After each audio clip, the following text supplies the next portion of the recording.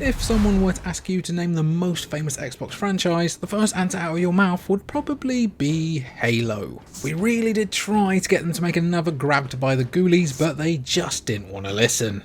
Regardless of whether or not you're a fan of the mean green space marine who's keen on a blue machine shooting his way across the galaxy, Halo has become a cornerstone of Xbox's core identity, earning millions of fans and improving Mountain Dew stocks across the world. With over 2 decades of history, more than a dozen games, and quite a few multimedia projects such as the Paramount TV show, Halo is one of the biggest and most recognisable video game franchises of all time. Starting out as a Mac-exclusive RTS game, a genre the franchise would revisit later, Microsoft acquired developers Bungie and made Halo a flagship title for the original Xbox.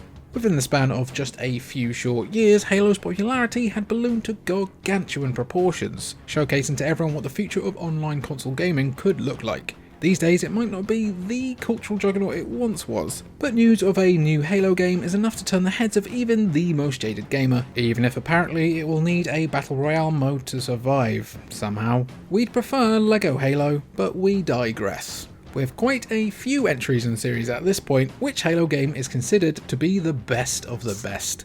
To that end, we've decided to rank every single Halo game from worst to best, especially with the release of the second season of the TV show, in which he will get his big Spartan balls out, much to the chagrin of Halo purists. Is that true? Nobody watches it, so you cannot prove otherwise. Before we get started though, we have one free Steam key to give away to one lucky viewer. To take part, all we have to do is comment 28k gang down below and we'll draw a winner next week. Number 15, Halo Recruit. A lot of you are probably wondering what the hell Halo Recruit is, or you're just angry that Halo 5 Guardians didn't end up in the last spot by default. But for those who are unaware, Halo Recruit was a free demo/tool designed to help sell Windows mixed reality.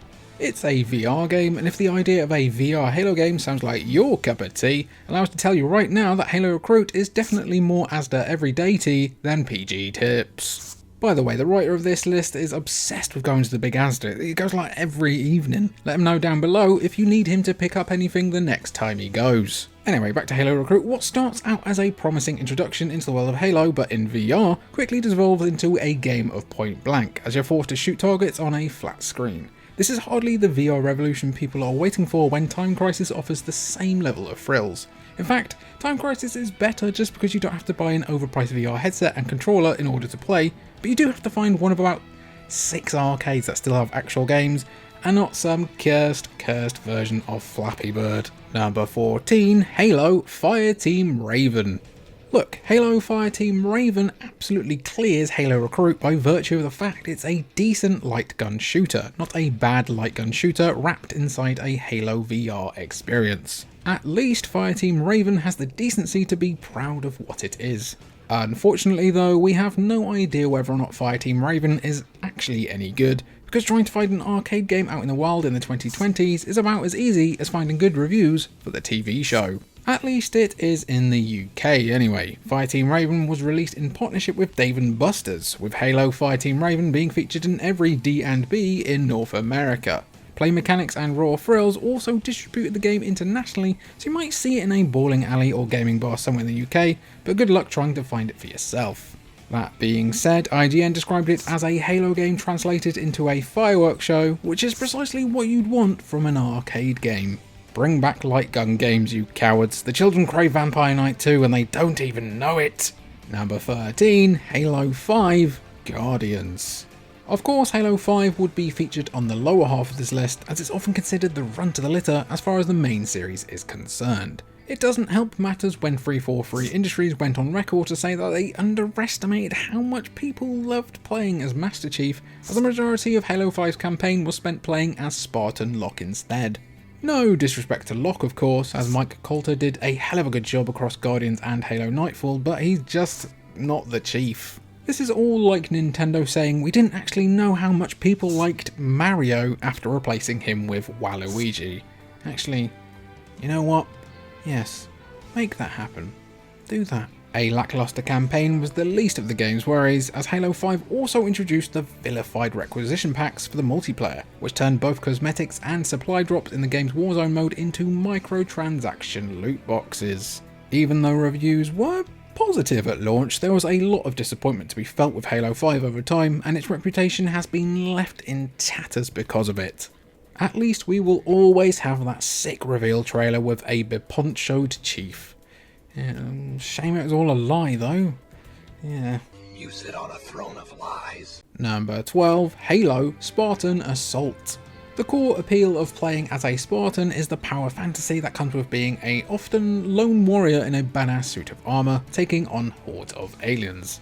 In that sense, first-person shooters and top-down shooters have a lot in common, so the decision to make a Halo spin-off based on a twin-stick shooter seems like a no-brainer. The result was Halo Spartan Assault, which was a perfectly serviceable game, but didn't really break the mold of a twin-stick shooter. Set between the events of Halo 3 and Halo 4, Spartan Assault showcases how humanity re-entered the war with the Covenant, or at least the splinter group of it that keeps popping up in Halo 4 and 5. Despite the limitations of being a mobile game in 2013, Spartan Assault did an excellent job of replicating the style and world of Halo, but the core gameplay was just a bit boring, while the vehicle controls were borderline diabolical. At least the Xbox version boasted some co-op missions where you had to survive against the Flood. Number 11, Halo Wars 2. For those of you who thought The Banished came out of nowhere during the Halo Infinite campaign, which is probably about 90% of players, let's be real, Halo Wars 2 should help you catch up on some of that missing lore.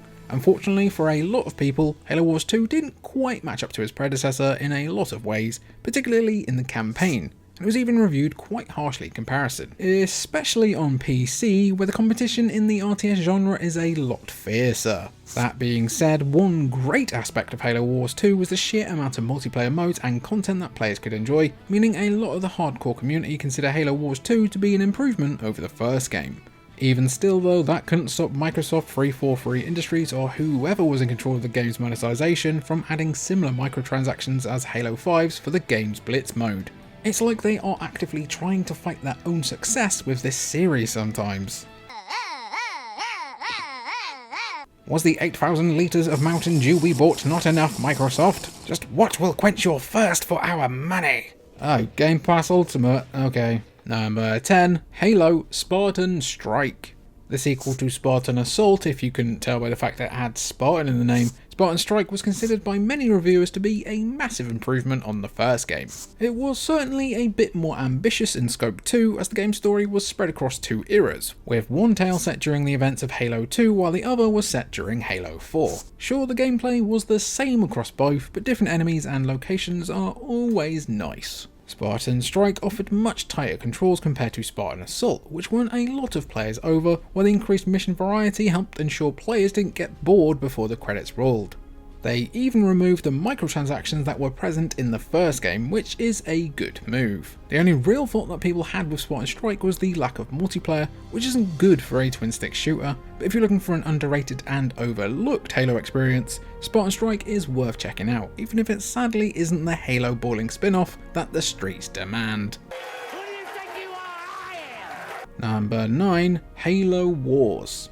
Looking back now, the decision to make a strategy spin-off of Halo makes a lot of sense. Bungie created a world with 3 distinct factions, the UNSC, the Covenant and the Flood, each with their own units and abilities, which is basically all the ingredients you need to create a solid RTS base. Hell, it even started out life as an RTS game developed for the Mac, so if anything, Halo Wars is just honouring the pre-Xbox legacy of the series. An RTS game developed with the Xbox console and a controller in mind, some strategy buffs would consider Halo Wars to be a bit too simplistic compared to some of the other titans of the genre. However, as a strategy game designed to appeal to a fan base of FPS fans, Halo Wars' simplistic controls and mechanics allowed it to become a great bridge between these polar opposite genres. With the definitive edition on Game Pass 2, it's well worth giving this a whirl, especially if you're looking for a simple enough RTS to play on console that won't hoover up your time like StarCraft. Number 8, Halo 4. Say what you want about 343 Industries, but alongside the coalition with Gears of War, Microsoft set them an almost impossible task. Create a new Halo game that makes everyone happy if the original developers decided to move on. No matter what 343 did, fans were going to compare it unfavourably to what came before, and while Halo 4 isn't quite up to the same standards as the Holy Trilogy and 2 other games, it's still a great different take on what a Halo game can be. Set years after Master Chief took his cryo-freeze appointment at the end of Halo 3, Chief finds himself on yet another ancient installation with aliens and new Promethean enemies all trying to kill him. Halo 4 had some good ideas, with the co-op Spartan Ops missions offering a haul of a slew of missions to complete, while the focus on movement helped Halo feel a touch more modern. Even some of the new Promethean weapons added a little bit of extra spice to the traditional UNSC and Covenant weapons, but there's a reason why the classics are still the classics. Number 7. Halo Infinite. 343's best take on Halo yet, Halo Infinite didn't exactly have the best ever launch, with broken multiplayer, campaign glitches, a lack of co-op campaign, and a disappointing lack of content in that first year. It was a dark time to be a Halo Infinite fan back then, but after 2 years of updates, Halo Infinite has never been in a better position. The multiplayer is a lot of fun, the Forge mode sees players churning out incredibly creative maps and modes, and the co-op campaign was worth the wait. At its base, Halo Infinite was already a pretty decent game, at least as far as the campaign was concerned, as it plonked Master Chief into an actual open world and gave players one of the best reversal tools in gaming with the grapple shot. Halo has always excelled when it gives players an open-ended combat sandbox, so making that sandbox 100 times bigger just increases the opportunity for shenanigans. Meanwhile, the story essentially canned the whole Cortana is evil twist from the end of Halo 5, which everyone mostly agrees is for the best. People may not love it overall, but we enjoy Chief at his most human, showing that you don't need to take the damn helmet off to showcase emotion, people. Number 6. Halo the Master Chief Collection. You would think that a compilation like the Master Chief Collection would be a pretty easy slam dunk. Take everyone's 3 favourite Halo games that feature Master Chief plus Halo 4 and chuck them into one big collection on the Xbox One. Somehow though, 343 Industries biffed it quite hard, with the devs spending what felt like years after launch trying to fix a litany of matchmaking issues and problems. Now in 2024, Halo the Master Chief Collection is a brilliant piece of media, thanks to the improvements made by 343 and the inclusion of games like Halo 3 ODST and Halo Reach, along with all the multiplayer maps, Firefight, Spartan Ops and even Forge mode for every game. Throw in a remastered version of Halo 2 along with the anniversary edition of Halo Combat Evolved, and this collection is a great deal.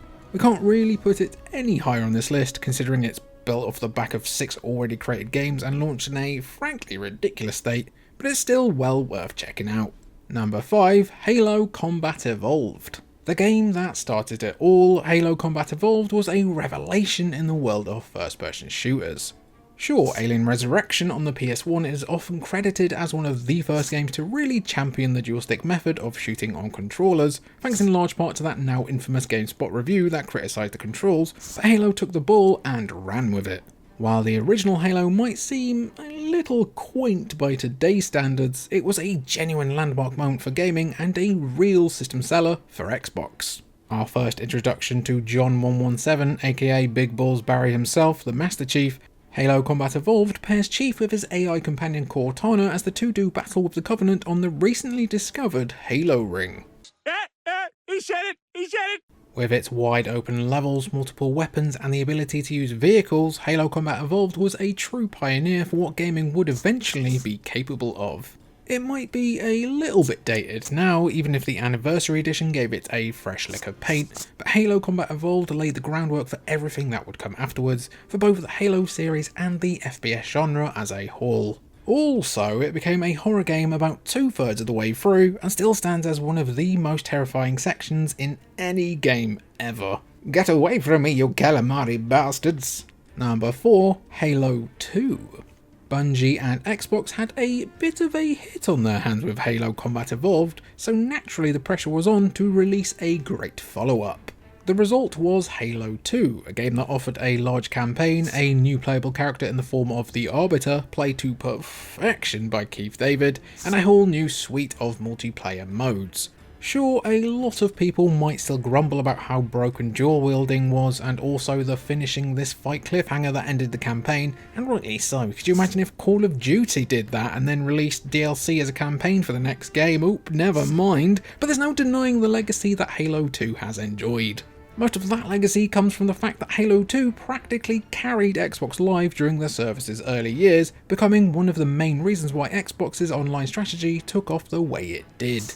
PlayStation 2 and even GameCube games might have had online modes, but Xbox and Halo 2 offered a service unlike anything else available at the time. For a lot of people, those are memories and moments that no other game could compete with. People lining up at midnight to buy their copy of Halo 2, handing over their hard-earned money with Dorito-coated fingers while absolutely reeking of Lynx Africa to cover up the fact they've been farting themselves into a stupor while playing on Blood Gulch for 12 hours straight. These were the best of times. Number 3, Halo 3 ODST. Alright, we've reached the part of the list where any game mentioned could feasibly be the best one, and you could probably say the same for the last 3 entries. So if you happen to favour one over another, it's still number 1 in your heart. Don't worry, it's fine. Please stop typing away angrily, it's fine. Please, it's a long week. Just chill. On paper, Halo 3 ODST, which stands for Oh Damn She Thick, is a tough game to describe. A standalone expansion / side story, Halo 3 ODST is actually set during the events of Halo 2, but featured a multiplayer map pack for Halo 3 as part of the package, hence the name. 2009 still felt like the Wild West with regards to how games tackled online services and the like, but the fact remains that Halo 3 ODST is the most unique and interesting game in the whole series. Instead of controlling a Spartan soldier like other Halo games, ODST sees you controlling different members of an orbital drop shock trooper squad, who are ostensibly just highly trained soldiers without the cybernetic enhancements. That different feeling is sold by the Rookie sections, which sees you alone in New Mombasa at night with Covenant forces on all sides, forcing you to play carefully as you move from objectives, trying to find your missing squad. Besides that, running around the city at night while it rains gives off a lo-fi beats Energy Sword Aliens 2 kind of vibe, and we fuck with that. Combine that with the firefight mode, which was introduced in Halo 3 ODST and has become a staple of the franchise ever since, and you've got an all-time whipper. Number 2, Halo 3. Everything we said about Halo 2 for the original Xbox can be said about Halo 3 for the Xbox 360.